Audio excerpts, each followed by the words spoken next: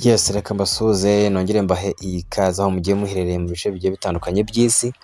By'umwihariko turagarutse n'amakuru mashyashya cyangwa se update cyangwa ibyo uba ugomba gukora kugira ngo ube ufite amakuru yizewe kandi ari kugendana n'igihe.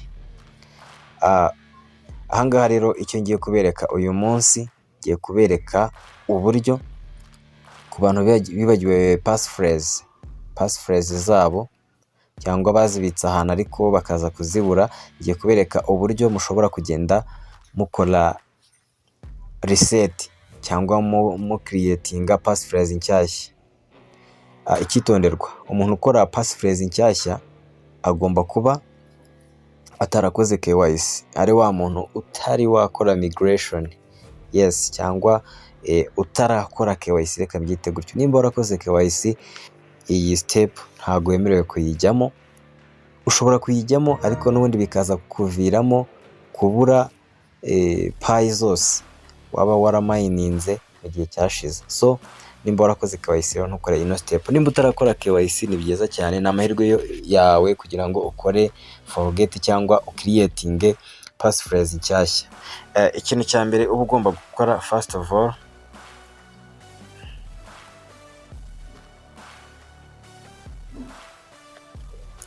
ugomba kujya kuri turiya tudomo dutatu,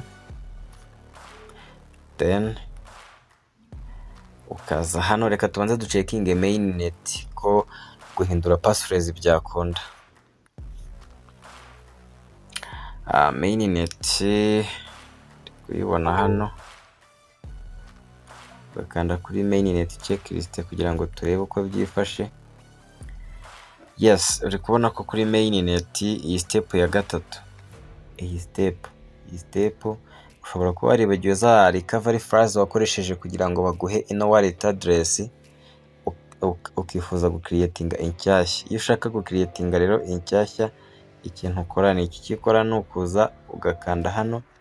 Iyo warangije kuyicreate, nyine gucreate wallet inshyashya, iyo hakanze uri kubona hano bahita bakuzanira the place cyangwa umwanya ugomba gushyiramo cyangwa gupestingamo passphrase nshyashya. Passphrase nshyashya zijyana nicyo bita wallet address nshyashya. Ni ukuvuga ngo nimba hari ibyo wakonfirimye mbere ukaba waribagiwe passphrase, ukaba utarakora KYC, ibyo ngiye kukwereka byose bishobora kugenda bigufasha. Hanyuma reka tugaruke inyuma turebe, dusubire kwa turiya turongo dutatu, hanyuma tujye kureba icyitwa Pi browser. Ubwo tugiye muri Pi browser kuri wallet yacu. Yes, hano duhite dukanda kuri sign in to Pi browser, hanyuma dutegereze tugere kuri Pi browser. Yes, iyo ugeze aha ngaha rero uraza ukareba hano handitse wallet.p, ukahakanda.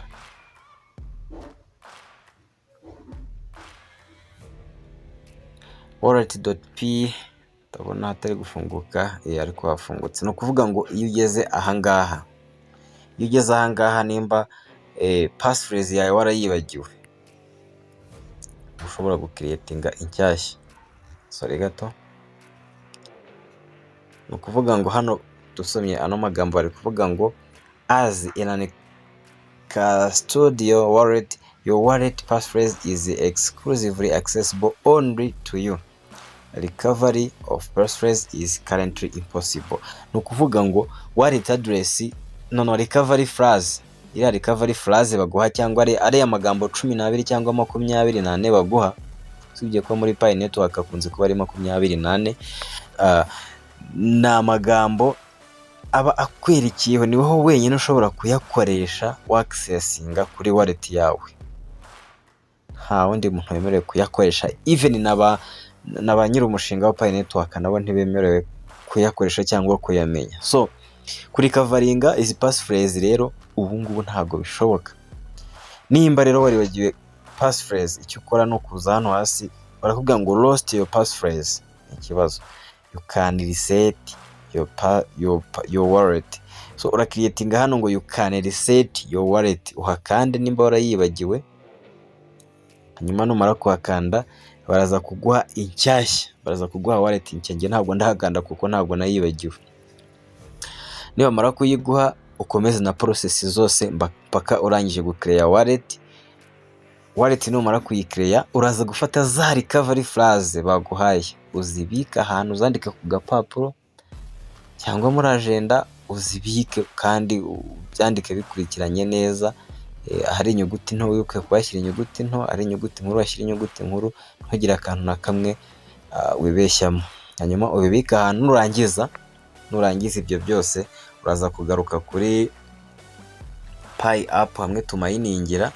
Ubwo uraba wakopiye za phrase nyine ya passphrase nshyashya bakiriye, uraba wayikopiye ya magambo 12 cyangwa 24, usibye ko muri Pi network akunze kuba ari 24, urayakopiya. Nurangiza ugaruka kandi kwa tuno tudomo dutatu, uze ujye kuri mainnet, then umanuke hano handitse mainnet checklist, umanuke kuri gatatu, ukande hano ahangaha uhakande. Numara kuhakanda uraza kugera aho bagusaba gupestinga cyangwa gushyiramo za recovery za passphrase zawe, passphrase zawe urazishyiramo hano, urazipestingamo hano.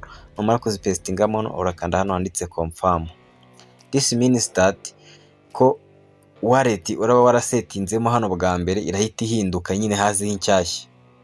Ubwo nimba waribagiwe passphrase ushobora kubikora kano kanya. Hanyuma wenda akandi kantu nshobora kubabwira nako k'ingenzi ni ikintu kijyanye na lockup, configuration lockup. Nigeze kubivugaho, hari abantu bagiye bakora lockup, ugasanga umuntu yakoze lockup ya 100%, 100% mu gihe runaka, mu byumweru 2, mu mezi 6, cyangwa se mu mwaka cyangwa mu myaka 3. No kuvuga ngo yarangiza agakora KYC, yarangiza migration ikabaho, ariko ntabona amafaranga kuri available balance. Ibi nabibabwiye, mbabwira ko biterwa na lockup wakoze. Nimba warakoze lockup 100%, ubwo bikenewe byose cyangwa ibyo wamayininze byose wabishyize muri lockup, uzategereza icyo gihe kibanze kigere kirangire. Nikimara kurangira ubone gukoresha za Pi zawe wamayininze. Okay, ubwo ndizera ko iyi video abari bari kuyinsaba iraza kubafasha gukemura ibibazo bari bafite. Ubundi rero nababwira ngo dukomeze tumayininge, kandi ndizera ko uyu mushinga uduhishiye byinshi, kandi ibyo byinshi uduhishiye ni byiza gusa. Okay, murabeho naho muri video y'ubutaha.